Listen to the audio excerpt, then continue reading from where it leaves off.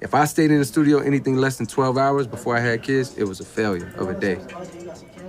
One day somebody's gonna hear. In your case, a whole bunch of people are gonna hear it. Yeah. Right. So I got in the habit of telling those stories when no one was listening. It just so happens now we're at a point in my career where like everybody's listening. So it's, you know, it's cool. Recommended meditation to me, which I had already dabbled with, but she gave me her experience with meditation, and I took that seed that she planted and was like, yo, I'm gonna revisit this. And I meditated every day that year and got up to twice a day, sometimes 3 a day. So thank you, Catherine. And you hear the album that came out from that, you know what I mean, from that process. So yes. Meditation for me is more like being present. I'm not trying to think anything. I'm not praying about anything. I'm just still observing. So if my mind is racing, and it might be nerves, or it might be there's a bill due, or it might be this is happening in the family, I'm noticing it, and I'm trying to let it go. Let it go, but also not fight it. Bring my attention back to like my breathing, something that's currently happening, the sound of that fan. I just listen and try to like focus on that. And what you'll notice is like my mind will start going to something else. Like, oh, my mom said something on the phone, boom, boom, boom. And I'll start thinking about that. And I might go on a 30-second trip on that thought. So you like meditation has like become a thing, like a regular part of your life? I do it when I get a little anxiety, you know what I mean? Or a lot of anxiety, when there's like a stressful situation. That's what I don't like about myself is like, I want to become disciplined to where it is a part of my life every day. When things are like good or things are like a little stressful. So like, I haven't done an interview in mad long. So like, before I come up here, I'm feeling like, I'm excited, but it's also like, oh, it's a little nerves. Like, it would feel like before I go on a big show or something. If I stayed in the studio anything less than 12 hours before I had kids, it was a failure of a day. About 2 years into being a father, I remember like, oh, you need a schedule where your family knows that this is your time in the studio and this is the time when I'm at home on family mode. It's something that I needed to do because I'm not gonna shortcut on the family side. It takes somebody who's vulnerable and like broken and gives them a way to like plug that hole. Even there's kids that like love me, love my music, and it's like to them I represent something more than just the music. What do you say to them? I say to them that like, I don't want that to be the case.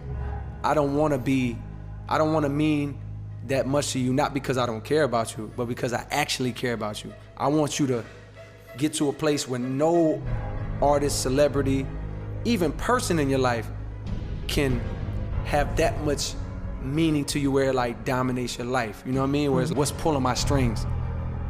What's forcing me to want this shit so bad that I do this? Yeah. And we're to blame as a society because like we promote that. I mean, obviously we were born into this, but we promote that and we award that. We award a certain monetary level that you hit. We award a certain amount of followers that you hit. We award a certain amount of clout that you get. We support it. Yeah. We can't look away. A video come up right now, somebody put a video in the chat. This little rapper do this, boom, boom, boom. I'm clicking that shit. You have an amazing gift for storytelling. Thank you. That means a lot, thank you. I mean, seriously, an amazing gift. That gift comes from where? Oh, man.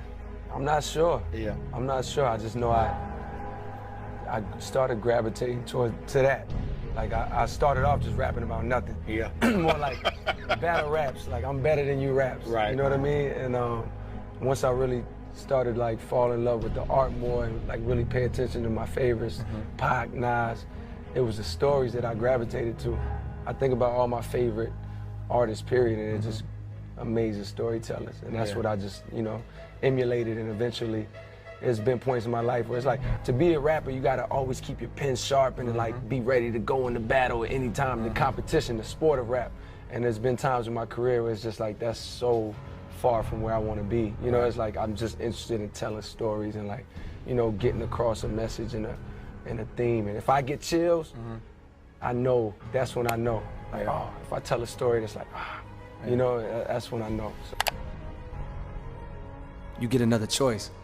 You know what I mean? Like, it's not all or nothing. It's not like, yo, I popped the perk, like, I fucked What's up. wrong with you? Nah, it's like, bro, it's cool. Choose wise. Like, you got another shot. It's an empowering It is. statement. It puts the power, like, in your hands. And it's like, you always got the choice to, like, it's not, nothing's final. Yeah. You always got a chance today to, like, be the person you want to be. I went to Does Skate Zone, and they had a part of their show where they invited, yo, all the MCs that's in the crowd, if you want to get up and rock, come up. I'm 14. I'm the youngest dude in there, me and Said. Everybody else, 19, 20, 24, whatever. I get on stage as a 14-year-old, scrawny, skinny. I sounded like a girl. My voice was high-pitched. I was nervous as hell, but as soon as they passed me the microphone, I destroyed that shit. I was the best on the stage with all these older dudes, and that's when dudes from Bomb Shelter was like, he wasn't lying. He really got it like that. And we started working, and they became my mentors. And Does Skate Zone. Millions of dollars was on my mind at that time. I was dead broke. There was no time to relax, go hang out, party. No, I was broke. I needed millions. I saw, even when I had negative money in my account, which was very often, I saw millions in my future. I wanted safety, comfort, security, ease, no more stress. Tired of watching people stress. Tired of watching people fucking scrape and pawn shit just to pay this. And you know what I mean? I was tired of that shit, tired of being that myself. So that was my thing, you know what I mean? At that time, no time to chill, I'm trying to get me.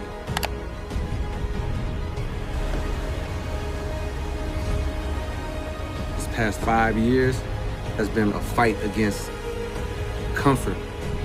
I was chilling. What I noticed was with that feeling of comfort, I'm like, damn, this is the moment that a lot of your favorite rappers hit a crossroad where they did what the fuck they set out to do, and then the fruits of their labor started working against them. That same energy and that same like passion they put into the craft was gone, and it was replaced by like comfort. Are you okay with getting comfortable, chilling, mailing it in, waiting around on inspiration? If this is as high as you ever got, not career success-wise, but from a skill level, like have you wrote your best song? Did you leave no stone unturned creatively? When you put yourself in uncomfortable moments, you find out a lot about yourself. And usually you find out that you're capable of rising to that bar that's set by that uncomfortable situation. But the stories that you tell, and this is true for some artists and not true for other artists, the stories that you tell are, especially on this project, such personal stories. Right. And it seems to me, I'm not an artist, but it seems to me that one has to get to a place of feeling a certain level of comfort to be transparent enough to share those stories. Right. So how does one navigate to that particular place? You know what's funny is I was telling these stories I'm a bedroom artist. I come from the bedroom generation of artists where I got my first beat machine. I was making beats downstairs in the house. I was writing in my room. You know, I had this door closed. So when you got the door closed and you're writing these songs, no one's around to hear them. And so I had these songs that would like say super personal details about my life and like really give you insight that some people might find embarrassing or like may not want to reveal that type of information. But for me, it was like no one was listening. It was like, you know, I'm not a real, I don't really talk about my problems with my friends. I'm a real introverted person, so that was my way of getting it out.